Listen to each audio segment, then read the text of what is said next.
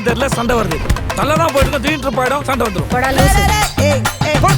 பிறந்த குழந்தை முதல் 18 வயது வரை உள்ள குழந்தைகளுக்கான இலவச இருதய மருத்துவ ஆலோசனை முகாம் ஆகஸ்ட் 2 வரை கோவை KMCH மருத்துவமனையில் நடைபெறுகிறது. முன்பதிவிற்கு 8754887568.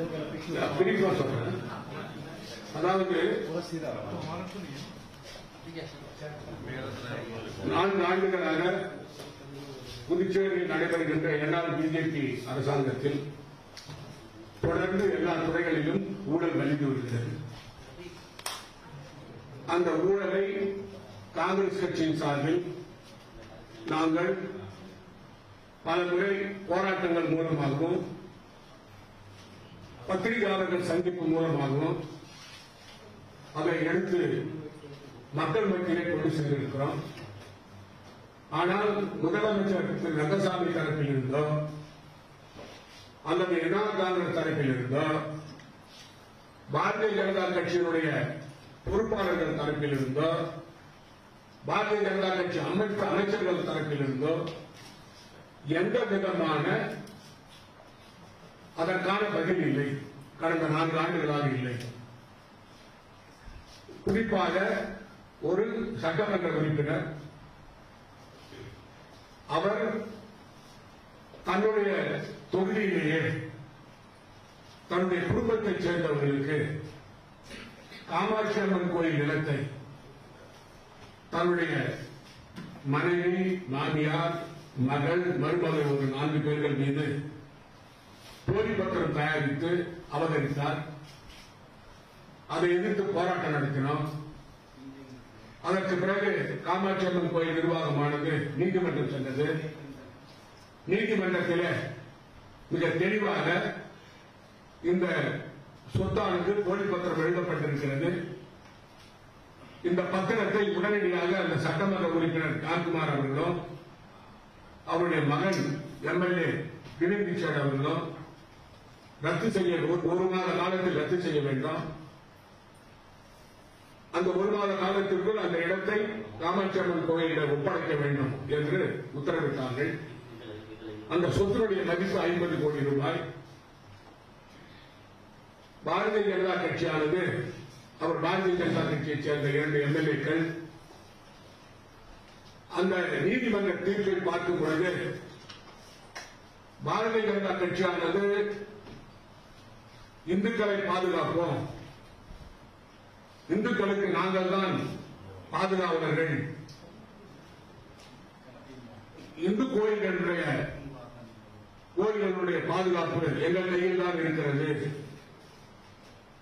அந்த சொத்துக்களை பாதுகாப்போம் என்று வெளியே முழங்குகிறார். ஆனால்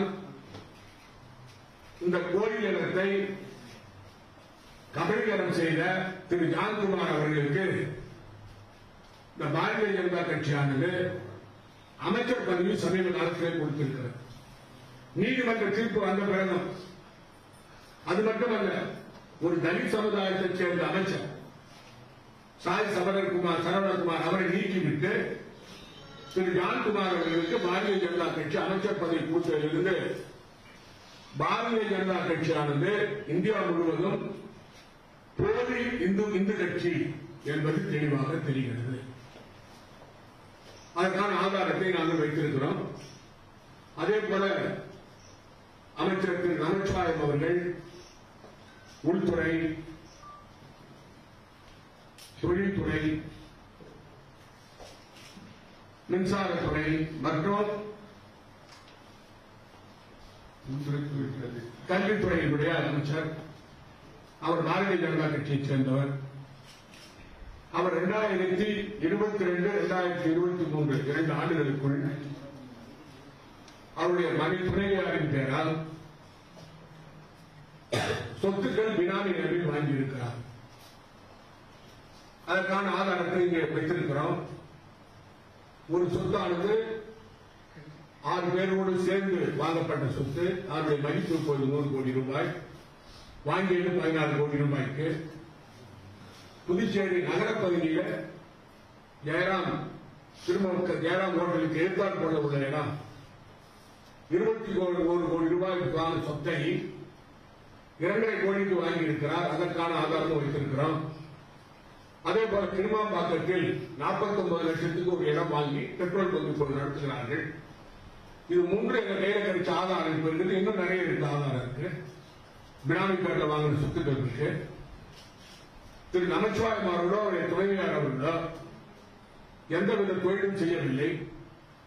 அவருக்கு எங்கிருந்து வருமானம் வருகிறது என்பதற்கான ஆதாரத்தை கூறவில்லை.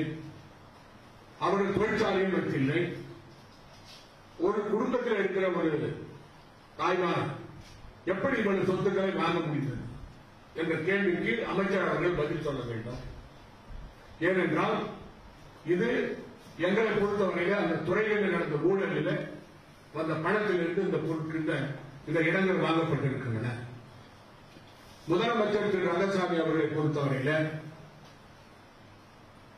தொடர்ந்து நாங்கள் அவருடைய இலாக்காவிலே கலாத்துறையுடைய அமைச்சர் அவர் 6 மதுபான தொழிற்சாலைக்கு அனுமதி அமைச்சரவை கொடுத்திருக்கிறது. அதில் ஊழல் நடந்திருக்கிறது என்று ஆளுங்கட்சியைச் சேர்ந்த பாஜக சட்டமன்ற உறுப்பினர் திரு கல்யாண சுந்தரம் அவர்கள் குற்றம் சாட்டியிருக்கிறார். ஒரு மதுபான தொழிற்சாலைக்கு 10 கோடி ரூபாய் லஞ்சம் வாங்கப்பட்டது என்று கூறியிருக்கிறார். மொத்தம் எங்களை பொறுத்தவரையிலே ஒவ்வொன்றுக்கும் 15 கோடி ரூபாய் லஞ்சம் வாங்கப்பட்டிருக்கிறது. இது அமைச்சரவையில் அவர்கள் முடிவு செய்த உடனேயே நாங்கள் காங்கிரஸ் கட்சியின் சார்பில் துணைநிலை ஆளுநர் அவர்களை சந்தித்து இந்த மதுபான தொழிற்சாலை கொடுப்பதற்கு அனுமதி கொடுப்பதிலே லஞ்சம் ஊழல் நடந்திருக்கிறது. அது மட்டுமல்ல, இந்த மதுபான தொழிற்சாலை அமைப்பதற்கான சுற்றுப்புற சூழல் அனுமதி கிடைக்கவில்லை, வாங்கவில்லை. நிலத்தடி நீர் எடுப்பதற்கு புதுச்சேரி மாநில இந்த தொழிற்சாலைகளுக்கு அனுமதி இல்லை. ஆகவே விதிமுறைகள் மீறி கொடுக்கப்பட்டிருக்கிறது என்று சொன்னது மட்டுமல்ல, அப்பொழுது அமைச்சராக இருந்த திரு சாய் சரவணகுமார் இந்த 6 மதுபான தொழிற்சாலைகள் கொடுப்பதற்கு நான் ஆட்சேபிக்கிறேன் என்று அமைச்சரவையில் அவர் குறிப்பிட்டிருக்கிறார். ஆனால் எங்களுடைய குற்றச்சாட்டுக்கு சீர விசாரணை வைக்க வேண்டும் என்று துணைநிலை ஆளுநர் கேட்டோம். அவர் இதுவரை அதற்கு பதில் சொல்லவில்லை. ஆனால் துணைநிலை ஆளுநர் அதற்கு அனுமதி கொடுக்கவில்லை. அதே போல புதுச்சேரி மாநிலத்தில் காங்கிரஸ் ஆட்சி காலத்தில் 400 மதுபான விற்பனை நிலையங்கள் 5 ஆண்டு கால எங்கள் ஆட்சியிலே ஒன்று கூட நாங்கள் கொடுக்கவில்லை, அதிகமாக கொடுக்கவில்லை. ஆனால் திரு ரங்கசாமி அவர் முதலமைச்சராக வந்த பிறகு சுமார் 750 பார்கள் மற்றும் ரெஸ்டோ பார்கள் கொடுத்திருக்கிறார். அது ஹோட்டல் பார், ரெஸ்டோ பார். இதில் ஒவ்வொரு லைசன்ஸுக்கு 40 லட்சம் ரூபாய் கைமாறி இருக்கிறது என்று நாங்கள் ஊழல் குற்றச்சாட்டு கூறியிருக்கிறோம். அது மட்டுமல்ல, காலையில் ரெஸ்டோ பாருக்கு மனு கொடுத்தால் மாலையில் அவர்களுக்கு அனுமதி கிடைத்துவிடும். பள்ளிக்கூடத்துக்கு பக்கத்தில், மருத்துவமனைக்கு பக்கத்தில், பொதுமக்கள் குடியிருக்கிற பகுதிகளுக்கெல்லாம் விதிமுறைகளை மீறி கொடுக்கப்பட்டிருக்கிறது. புதுச்சேரி ஒரு ஆன்மீக பூமி. புதுச்சேரி மாநில மக்களுடைய கலாச்சாரத்தை இது சீரழிக்கிறது என்று நாங்கள் தொடர்ந்து வலியுறுத்தி கூறியிருக்கிறோம். ஆனால் துணைநிலை ஆளுநர் நடவடிக்கை எடுக்கவில்லை. ஆனால் அந்த மதுபான தொழிற்சாலைக்கு அமைச்சரவை அளித்த முடிவுக்கு அவர் ஒப்புதலும் தரவில்லை. அது மட்டுமல்ல, முதலமைச்சர் தன்னுடைய பகுதியில் ஒரு திருமண நிலையம் 20 கோடி ரூபாயில் கட்டிக் கொண்டிருக்கிறார். அதற்கான நிதி எங்கிருந்து வந்தது என்று கேட்டால் அதற்கு பதில் இல்லை. நாங்கள் ஒரு ட்ரஸ்ட் அமைத்து அதை செய்கிறோம் என்று கூறுகிறார்கள். அதற்கான பதில் எங்களுக்கு கிடைக்கவில்லை. அது சம்பந்தமாக விசாரிக்க வேண்டும் என்று நாங்கள் கூறியிருக்கிறோம். அது மட்டுமல்ல, பொதுப்பணித்துறையில ஊழல் தொடர்ந்து நடந்து வருகிறது. ஒவ்வொரு கான்ட்ராக்டுக்கும் 30% ஊழல். இதை நாங்கள் தொடர்ந்து மேடைகளில் பேசும் போதும் ஆர்ப்பாட்டம் நடத்தும் போது நாங்கள் கூறி வருகிறோம். அமைச்சருடைய வீட்டை நாங்கள் முற்றுகையிட்டோம். குறிப்பாக இந்த ஆட்சியில, என்ஆர் பிஜேபி ஆட்சியில ஒரு தலைமை பொறியாளர், பீடபிள்யூடி பொறியாளர் கையில் களவுமாக லஞ்சம் வாங்கும் போது பிடிபட்டார் காரைக்கால் பகுதியில். அவர் மீது சிபிஐ வழக்கு பதிவு செய்து சிபிஐ பிடித்தார்கள், வழக்கு பதிவு செய்து இப்பொழுது விசாரணை நடக்கிறது. அவர் சிறையில் இருந்து இப்பொழுது வெளியே வந்திருக்கிறார். ஆனால் இந்த துறையை பொறுத்தவரையில 2 முக்கியமான திட்டங்கள், குறிப்பாக புதிய பேருந்து நிலையம் புதுச்சேரியில் நகர பகுதியில் கட்டுவதில் 15 கோடி ரூபாய் வருமானம் உள்ள ஒரு கட்டடத்திற்கு ஒரு பேருந்து நிலையத்திற்கு 31 கோடி ரூபாய் கொடுக்கப்பட்டிருக்கிறது. NBCC-இடமிருந்து தனியாருக்கு அது மாற்றப்பட்டு இது மிகப்பெரிய கொள்ளை நடந்திருக்கிறது. அதே போல 12 மாடி அடுக்குமாடி கட்டிடத்திற்கும் அதுல 21 கோடிக்கு கட்ட வேண்டிய இது பொருள் இது வந்து 49 கோடி ஆகியிருக்கிறது. அதில் மிகப்பெரிய ஊழல் நடந்திருக்கிறது. இதையும் நாங்கள் எங்கள் மனுவில் குறிப்பிட்டிருக்கிறோம். அது மட்டுமல்ல, இந்த தேனி ஜெயக்குமார் அமைச்சர், அது லட்சுமண அமைச்சருடைய துறையை சொன்ன தேனி ஜெயக்குமார் அமைச்சர், அவர் அவருடைய துறையில அவருடைய மகனுக்கு சொந்தமான இடத்துல ஒரு 6 டன் சந்தனக்கட்டை வைக்கப்பட்டிருந்து தமிழ்நாட்டிலிருந்து காவல்துறையினர் வந்து ஃபாரஸ்ட் டிபார்ட்மெண்ட் வனத்துறையினர் வந்து அதை கைப்பற்றி விசாரணை நடத்துகிறார்கள். புதுச்சேரியில் வனத்துறை அமைச்சராக இருக்கின்ற திரு தேனி ஜெயக்குமார் அதை மூடி முழுக பார்க்கிறார். புதுச்சேரியில் உள்ள அரசு அதற்கு ஒத்துழைப்பு தரவில்லை, தமிழ்நாடு அரசுக்கு ஒத்துழைப்பு தரவில்லை. அதே போல கள்ளத்தனமாக மதுபானம் தயாரித்து அதுவும் பிடிபட்டிருக்கிறது. அது சம்பந்தமாக நாங்கள் விசாரணை கேட்டோம். இப்படி ஒட்டுமொத்தமாக முதலமைச்சர் துறை,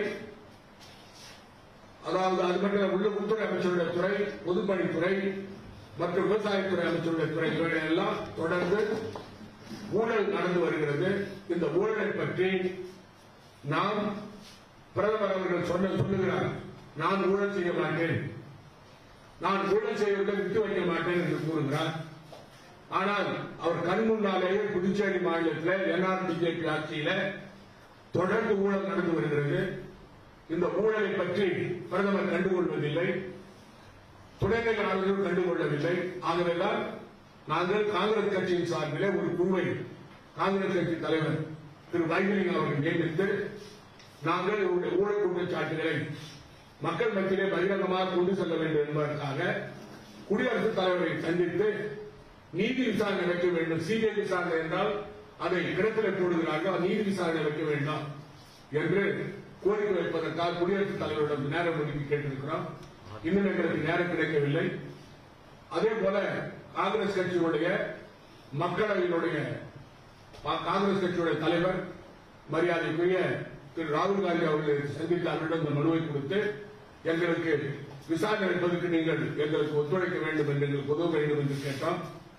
இன்று அகில இந்திய காங்கிரஸ் கட்சியுடைய தலைவர் மரியாதைக்குரிய திரு கார்கே அவர்களை சந்தித்து நாங்கள் மனு கொடுக்க இருக்கிறோம். ஆகவே இது தொடர்ந்து எங்களுடைய ஆர்ப்பாட்டம் நடைபெறும். ஆதாரத்தோடு கொடுத்து கூட எந்தவித நடவடிக்கையும் புதுச்சேரி மாநிலத்தில் NRBJP அரசு நடவடிக்கை எடுக்கவில்லை, துணைநிலை ஆளுநர் எடுக்கவில்லை. ஆகவேதான் குடியரசுத் தலைவருடைய கதவை நாங்கள் வந்து தட்டுகிறோம்.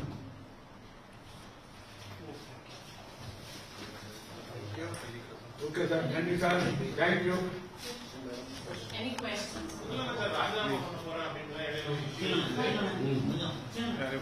அவர் வந்து 4 வருஷம் 11 மாசம் வரைக்கும் ராஜினாமா பண்ண மாட்டார்.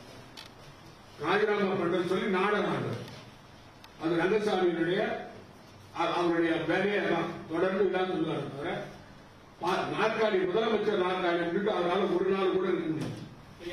துணைநிலை ஆளுநருக்கும் முதல்வருக்கும் இடையில ஒரு உரசல் ஏற்பட்டு செய்திகள் அதுக்கு காரணம் இந்த பின்னாடி இருக்கக்கூடிய ஊழல் விஷயங்களா இல்ல வேற? அது துணைநிலை ஆளுநர் என்ன அதாவது எழுதப்பட்ட வரைக்கும் துணைநிலை ஆளுநருக்கும் அவருக்கு உள்ள பிரச்சனை பற்றி எங்களுக்கு தெரியாது. எங்களுக்கு என்னன்னா இந்த ஊழல் குற்றச்சாட்டு சம்பந்தமா விசாரணை, அதாவது இண்டிபெண்டன்ட் என்கொயரி நடத்தணும் எங்களுடைய கோரிக்கை. அவருக்குள்ள கருத்து வேறுபாடுகளா இல்லையான்னு சொல்றது நாங்க ஆளு இல்ல. இதுதான் காரணமான்னு கேட்கிறோம். எது இந்த ஊழல் விஷயங்களை இது யாரு கேட்கறீங்க? நீங்க தமிழரை கேட்கறீங்க. இதை கேட்டா நாங்க பதில் சொல்ல முடியாது. அதாவது புதுச்சேரி மாநிலத்தில் மக்களுடைய பணம் இப்படி இந்த அமைச்சர்களாலும் சுரக்கப்படுகிறது. இந்த சட்டமன்ற உறுப்பினர்கள் கோயில் நிலத்தை அபகரிக்கிறது, அது பிரெஞ்சுக்காரர்கள் நிலத்தை அபகரிக்கிறது, இதுல நிலத்தை அபகரித்து வீட்டை அபகரிக்கிற வேலை இருக்கிறாங்க. நன்றி. ஒரு வருஷம் தான் இருக்கு. இந்த நேரத்தில் டெல்லி வரைக்கும் கொண்டு புதுச்சேரியில நடவடிக்கை இருக்கு, அதனால டெல்லி கொண்டாந்துக்கிறோம். குடியரசுத் தலைவரை பார்த்தா சொல்லணும், அவங்க தான் அல்டிமேட். கட்சி தலைவர்களை பார்த்து சொல்லணும், அவங்க தான் முடிவு எடுக்கணும்.